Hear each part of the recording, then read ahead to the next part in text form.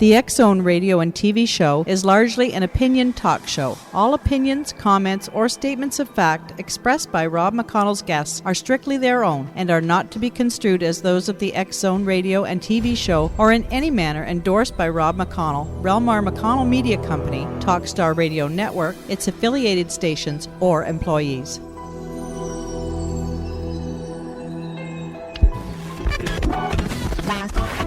All Hit Radio.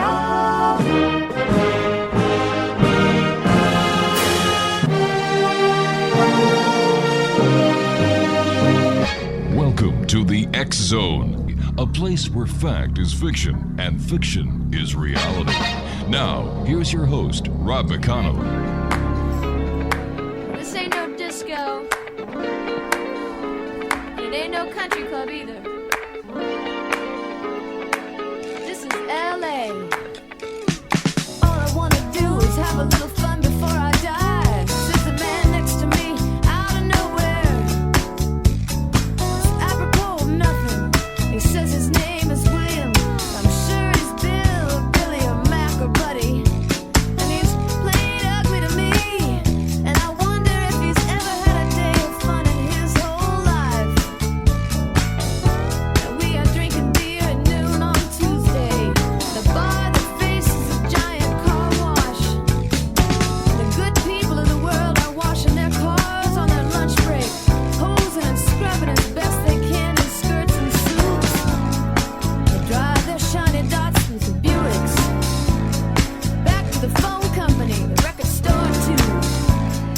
And welcome back to the X-Zone, everyone. My name is Rob McConnell, and yes, we're still coming from our studios in Hamilton, Ontario, Canada.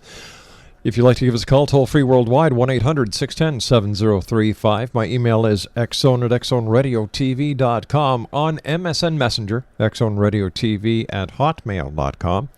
And our website, www.xzoneradiotv.com. My guest this hour, X-Zone Nation, is Jonathan Gray, and he is, in fact, a true-to-life international explorer. He's also an archaeologist and author, has led or accompanied 25 expeditions comprising teams of international researchers. He has published more than 100 books and videos, written several hundred papers, and hosted newspaper columns. With a careful eye for evidence, his documentation often includes certificates, private letters, and facts, which most investigators refuse to publish. Jonathan is highly sought after as a speaker, appearing on numerous television and radio shows, and before live audiences worldwide. As a frontline field archaeologist, he has over the past 44 years penetrated some largely unexplored areas, including parts of the Amazon headwaters. He has also led expeditions to the bottom of the sea and to remote mountain and desert regions of the world. His findings include evidence of the ancient Egyptians in the Americas, giant human remains of skeletal remains scattered over the seabed. As a distant from the general archaeologist who specializes in a particular locality or theme of interest, Jonathan Gray's research is into global patterns. This unique approach has propelled him to the forefront as an authority on little-known discoveries that shake, and I mean really shake, traditional theories of our past. Joining me now from his home in New Zealand is Jonathan Gray. And Jonathan, great having you back with us here in the X-Zone. Thank you, Rob. It's a pleasure to be with you today. My goodness, since you and I last talked, going back to February of 2009, what have you been up to? Oh, well, we've been pursuing much of the same, really. No new projects, but really receiving information and checking it on the discoveries we've been making. A lot of confirmation has been coming out, Rob, and that, of course, is good because you like to know that your work is solid. As I was reading your intro, giant skeletons, are we talking humanoid skeletons? Oh, yes, we certainly are. And skeletons which are much larger than we might assume sometimes. Wow. I mean, we hear of 8 or 9 foot people, but a lot of the skeletons now that are coming to light are 12 feet, 15 feet, so on. Is it possible that these skeletal remains are the actual evidence of the biblical claims of the Nephilim, or those who came from the skies who were giants? Well, we do know that, yes, I do believe that it confirms the biblical evidence of past large life forms on that planet.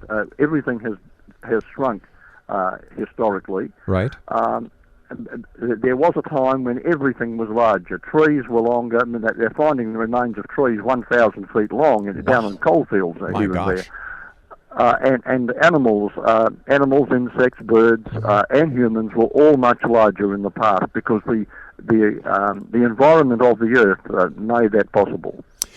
Jonathan, stand by, good sir. You and I have to take our first commercial break. We'll be back in 2 minutes.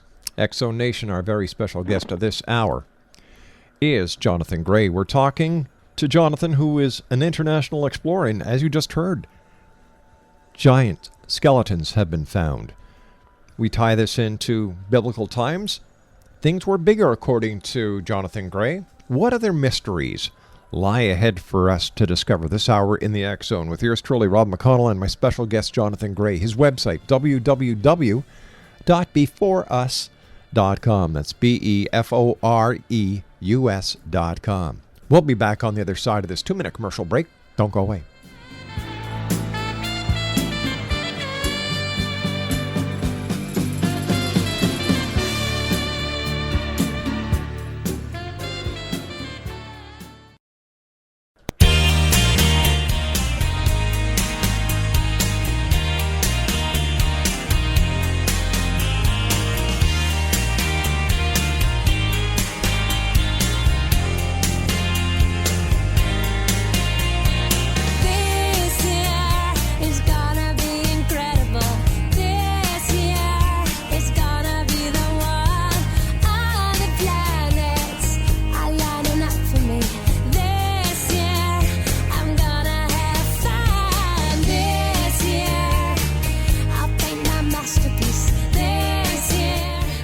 And welcome back, everyone. Jonathan Gray is our special guest, www.beforeus.com, and that's BEFOREUS.com. And during the commercial break, I asked Jonathan why things were getting smaller, and Craig, the producer, says, no, let's talk about this on air, Rob. Let's not.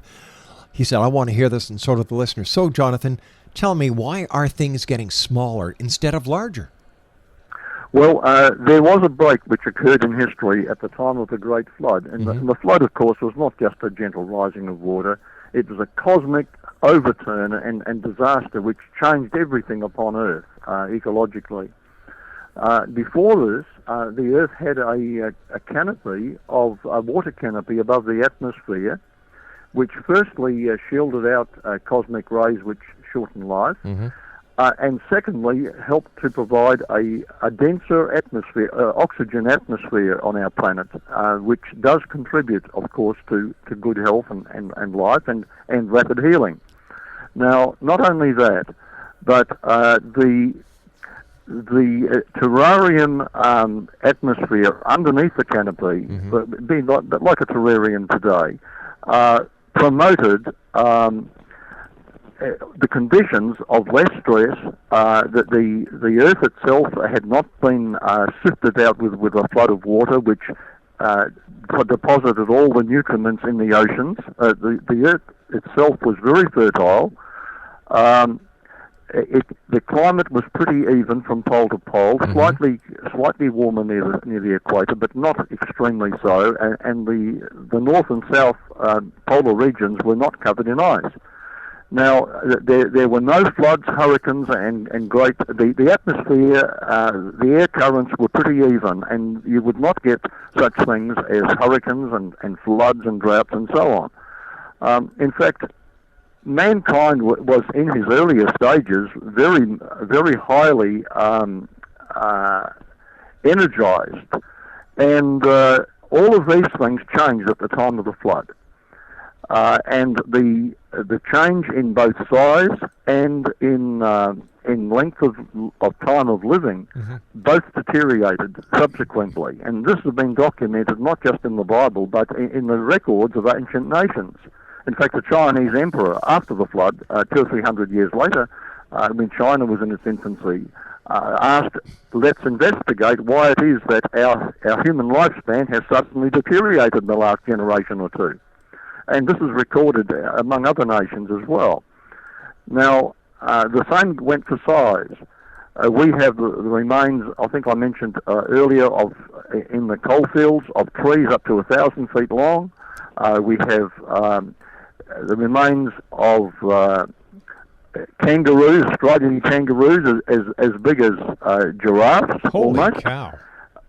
We have sheep as big as horses. I mean, everything has gone down in size, and this is not a theory. This is simply a fact because we see it in the fossil remains that have been buried at the time of the flood. Is that why, according to the Bible, people used to live so long? Yes, they would live longer as well. First of all, the initial vitality was there and had not deteriorated, and healing. If you got sick at all, you'd soon be well in a matter of hours, not days or weeks, because the oxygenation was so much greater. There was double the oxygen pressure, and this, of course, would contribute to greater size and greater health as well. So when we look at global warming and the depletion of the oxygen in our atmosphere because we're cutting down all the vital forestation that provides the Earth with the oxygen, we're looking at self-destruction. Oh, yes, most certainly. An interesting experiment was made, Rob, a few years ago, in 1985 actually, at the Japan Expo. Mm-hmm. A tomato plant was given the atmospheric conditions that were pre-flood, right, where there was no natural rays coming out from outer space, and where the nutriments in the soil were much the same as what we would expect them to be before the flood, and various other factors were put together, and a tomato plant was grown. Tomato plant actually didn't die. It would not die. It just kept on living, and it produced 13,000 ripe tomatoes during the 6 months of the Japan Expo. My good heavens. You know, if we were to be able to use that technology that we have, because it was proven during the Japanese Expo, into our fruit crops right now, we could, in my opinion, and please correct me if I'm wrong, get rid of the world hunger crisis. I believe you're right. And do you know how tall that tomato plant was? 30 feet tall. My good God! It sounds like a kelp field in the Pacific Ocean. It's absolutely amazing. Now that can be done today under controlled conditions. So why don't we try it? That's an excellent idea, because you know, when you read the newspapers, watch television, listen to the news, you hear about the people, God bless them, around this world of ours who are starving to death. And if we can get one plant to do 13,000 tomatoes? My Lord, imagine 13,000, yes. Imagine what we could do with the cereals, with the other crops. Like, we could actually say goodbye to starvation. Absolutely. Now, if somebody would like a source on that, Dr. Kai Mori, that's M-O-R-E, Kai was K-E-I, Dr. Kai Mori was the scientist, the Japanese physicist involved in the experiment. And that can be looked up, I think, perhaps on the internet. As an archaeologist and an international explorer, have you ever pondered or investigated or looked into the claims of the lost continent of Atlantis? And if so, what is your conclusion? Oh, that's an interesting one, certainly, Rob. Well, I always take it as an axiom that if we're looking for evidence, then we go to old legends. Right. And we follow them through, and it appears to be a core of truth somewhere upon which the legend has been built. Now, the Atlantis, of course, was a land that sank under the sea, and it was highly civilized, tremendous technology, and that's the core of the legend. A lot of details are given, and a lot of window dressing has been added to it over the years. But if we look at the core of it, certainly a great it can be one of two things. It can be either pre-flood or post-flood, and I'm open-minded on this. I tend to think it was post-flood, but the world before the Great Flood was inundated with water and went down and has not recovered, and a new world had to start. If we take it as post-flood, there is evidence that land has risen and sunk very dramatically in a matter of days or hours, right through history. And if we look at, for example, and this could have happened, Atlantis could have been a real spot, a localized location rather than a whole world before the flood. And there are hundreds of drowned cities that have been discovered in the oceans, most of them close to the coastlines of the Earth. Let me give you a specific example of one that came up out of the sea, or from sea level to 12,000 feet in probably a matter of just a day or two. Wow. If we go down to Bolivia, near Lake Titicaca, which is the highest navigable lake in the world, there are the remains further south, about 12 miles south, of Tiwanaku. This was a huge city, and its type of construction and many of the things we find there are similar to ancient Egypt, so I would say this was post-flood for sure. But there's a seaport attached to it, and great docks for ships, ocean-going ships, are still there to be seen. Not facing the lake, so it was not a lake that diminished in size away from the city, but facing the other way. And behind the city there is a range of mountains with seashells on them, sands, like beach sands, seashells and seaweed totally preserved from the time when this was all at sea level. And the city, no doubt, was destroyed with the sudden upthrust of an earthquake or something that lifted the whole Andes region at that time. Unbelievable. And we've had similar things happening, in the tsunami that took place in Indonesia, just in recent years. Yes. The seabed rose from 4,000 feet in depth to just under 100 feet in depth, and soundings were made by both American and British ships. It seems that this world of ours, whether we know it or not, is changing all the time. Yes, and it doesn't take millions of years, and it can happen dramatically. Tell me, Jonathan, in your expert opinion, how wrong is the history that is being taught in schools? The history being taught in schools is mostly wrong, except for events in the last few hundred years. Right. One of my biggest bones of contention is that my granddaughter was being taught by her 5th grade teacher that Christopher Columbus discovered the Americas. So she brought her... a lot of people still believe that because they were taught it in school. Right, but we know for a fact that the Vikings were over in America. We know for a fact that the Irish monks were over in America. Mind you, I think that they were just looking for a pub with good pricing. But, and yet here we are, the year 2011, and the truth is still not being taught. And we have people like yourself and your colleagues who are constantly out in the field discovering the truth, and yet the truth doesn't filter down to the schools.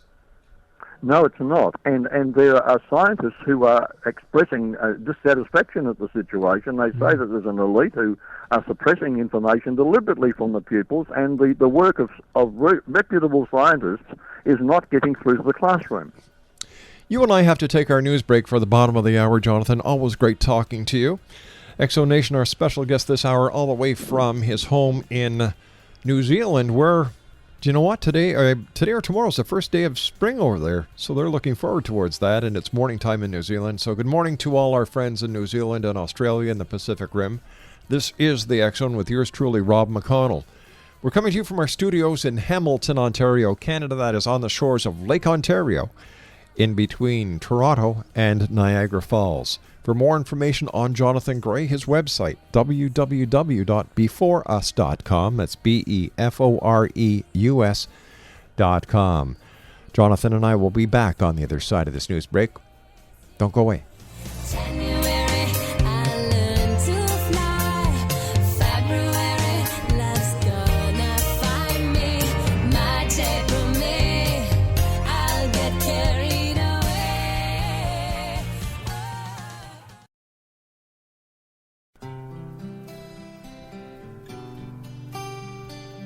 You're listening to the X-Zone Radio Show, live and around the world on the Talkstar Radio Network. X X-Zone Broadcast Network, UK High Definition Radio, Euro High Definition Radio, and Star Cable. Our toll-free telephone number worldwide is 1-800-610-7035. Our email address, xzone@xzoneradiotv.com. On MSN Messenger, xzoneradiotv@hotmail.com, and our website, www.xzoneradiotv.com. Wish I could carry your smile in my heart.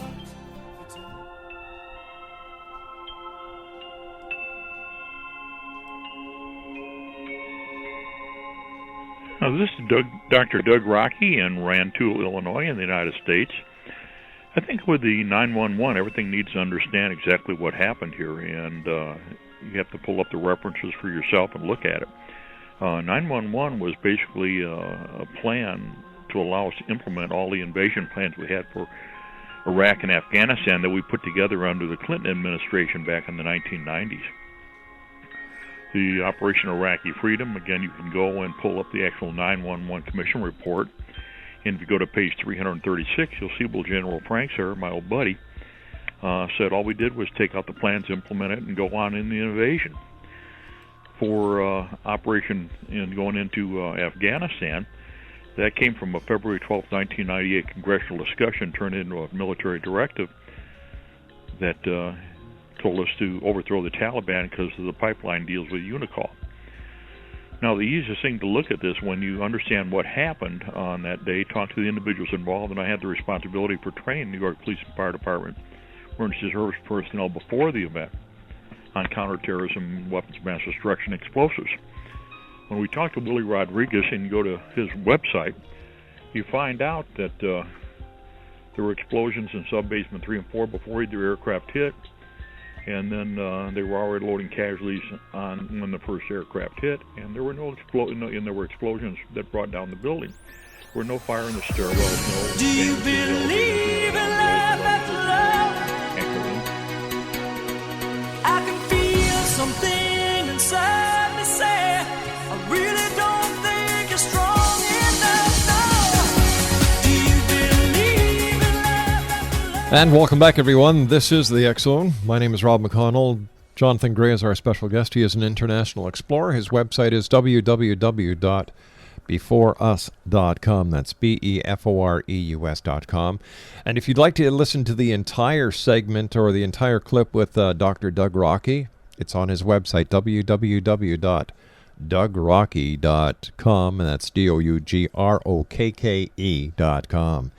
Jonathan, before you and I went to the news break, we were talking about how schools today still teach that it was Christopher Columbus who discovered the Americas. And you were telling me during the commercial break and the news that the Chinese were actually over here way before that. Oh, that's an interesting one, yes. There's a book, an ancient history book, one of the oldest in China, called the Fourth Book of Shanhai Qing. Mm-hmm. And it's entitled The Classic of Eastern Mountains. Now, just before 2000 BC, there are 4 sections in this old book recording the visit of a survey party which went to North America. And they call the Pacific Ocean the Eastern Sea, and that they went to the other side of the Eastern Sea. Now, each section begins by describing the geographical features of a particular mountain.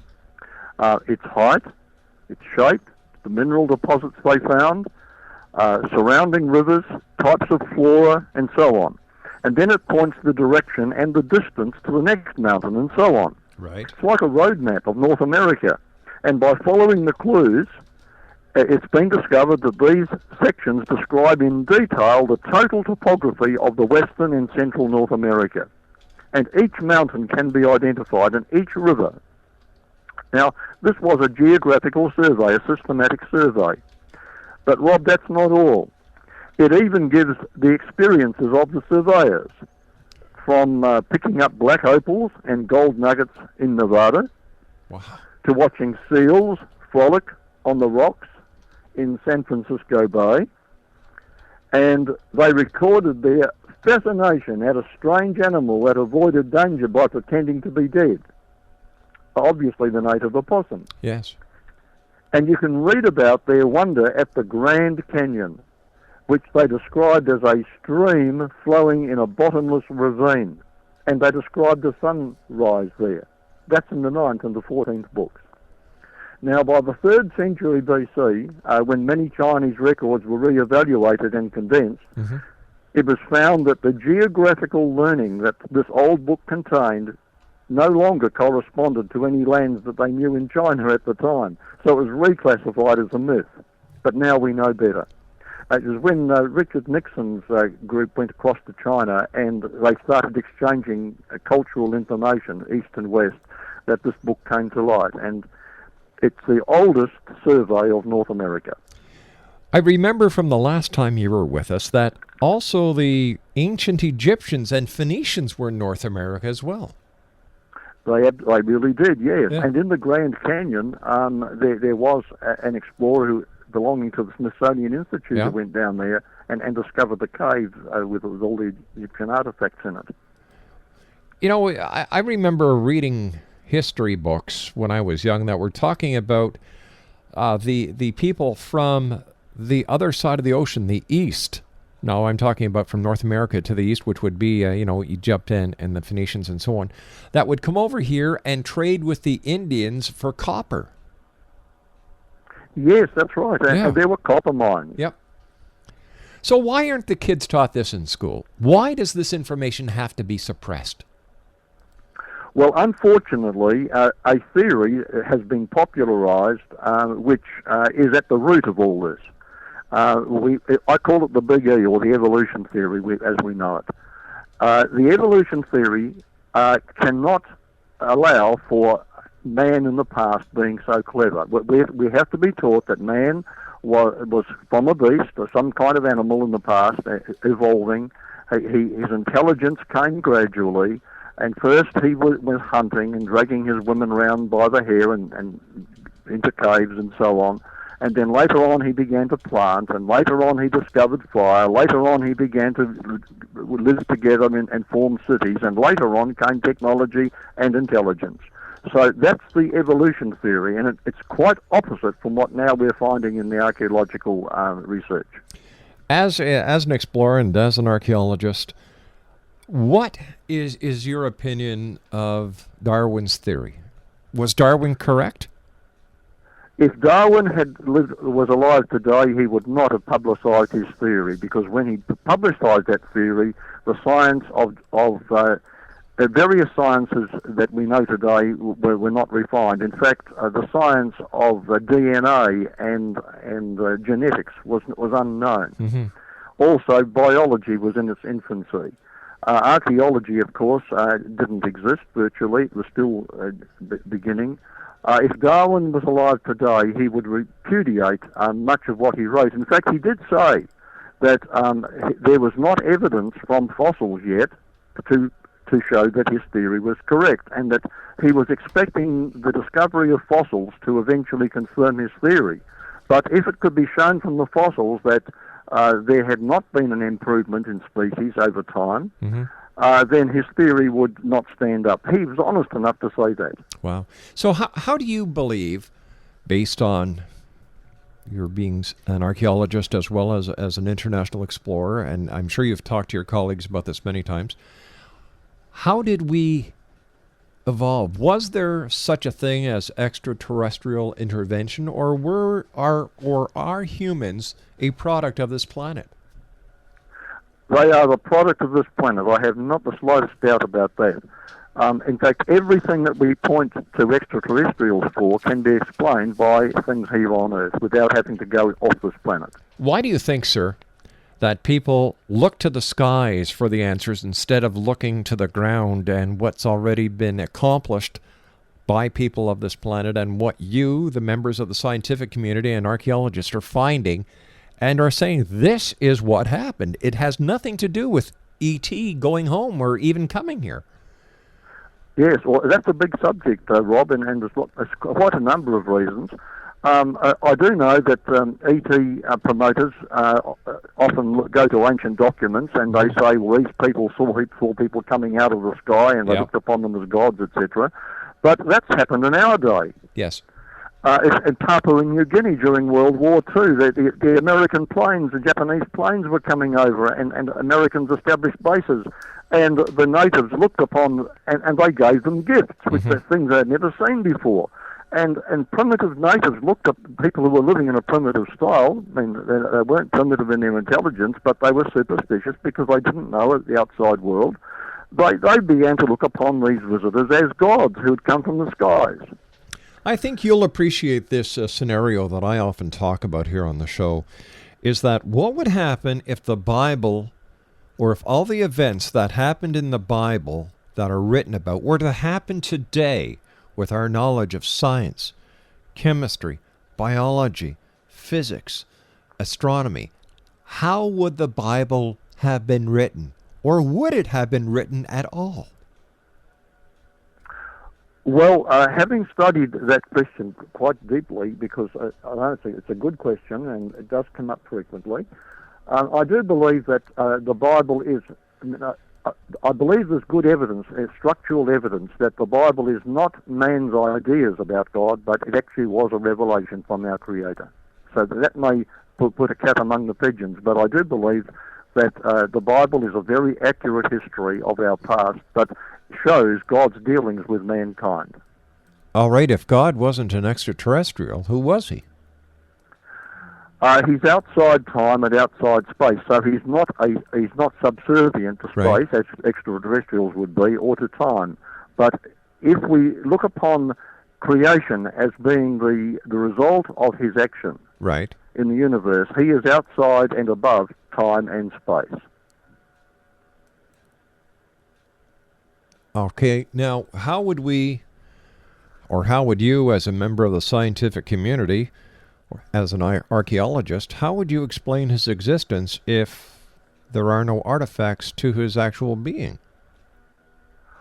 Well, if we see a computer,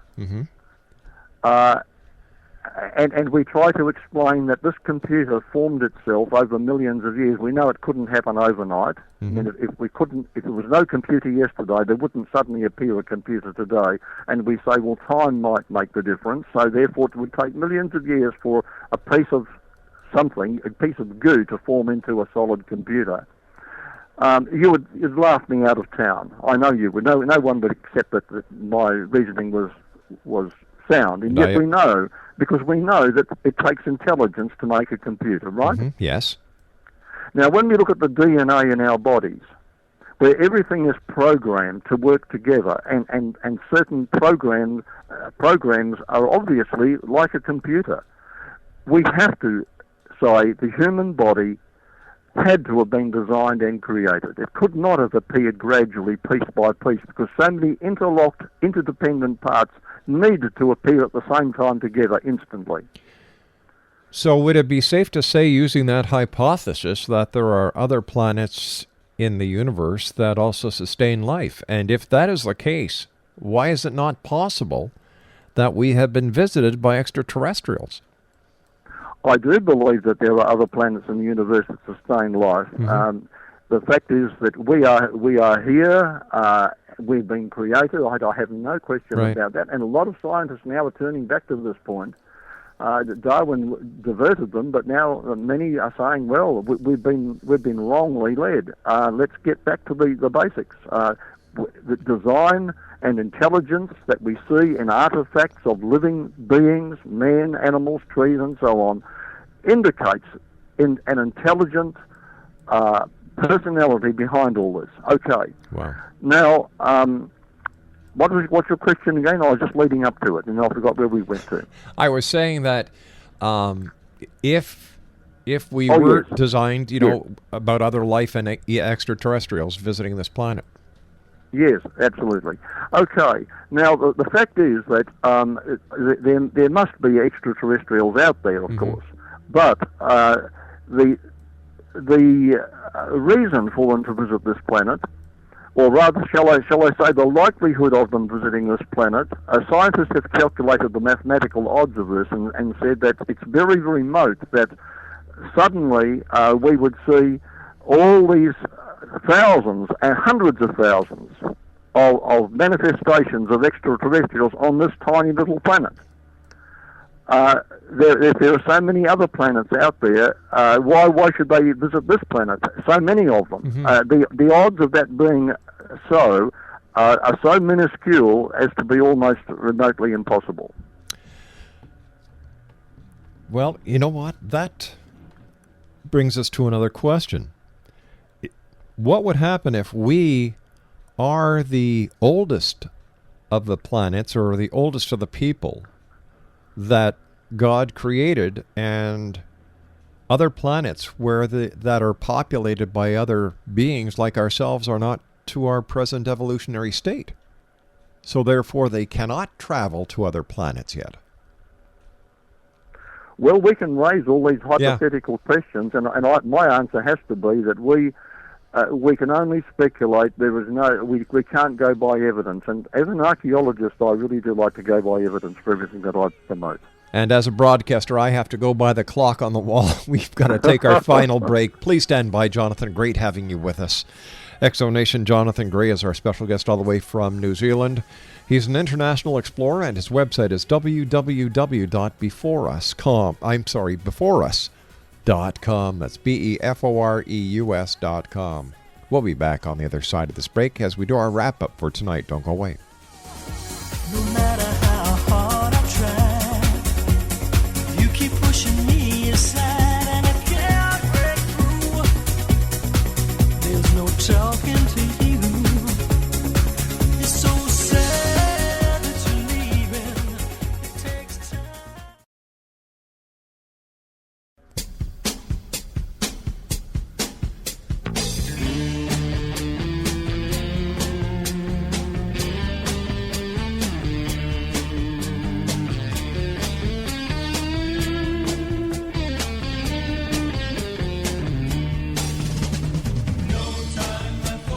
On my way to better things, I found myself some ways.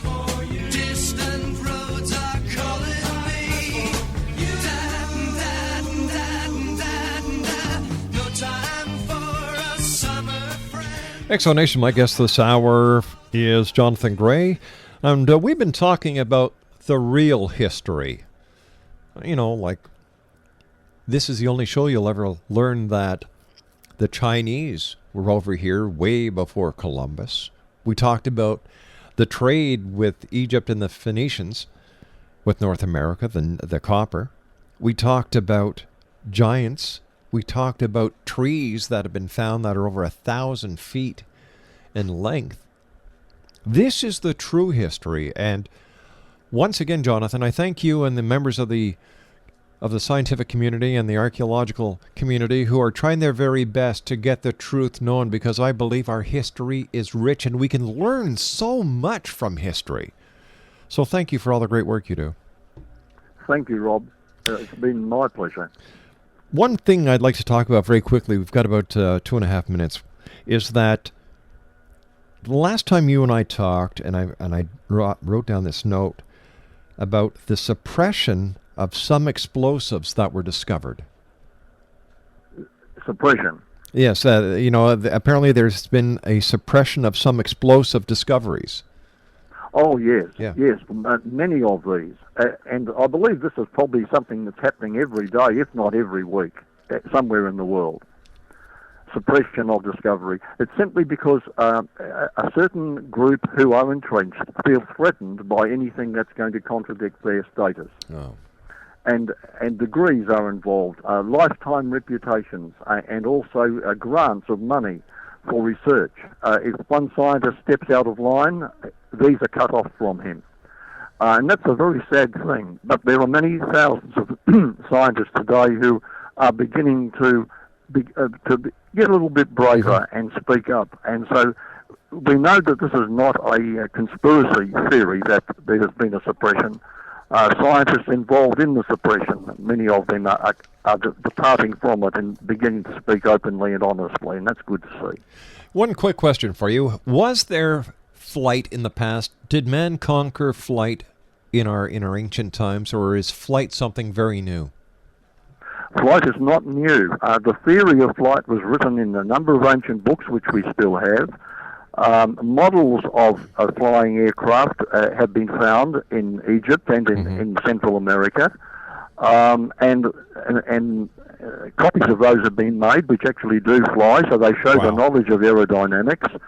And not just flight, but also visits to the moon have been recorded by the Chinese, who, according to their own history, never wrote fiction.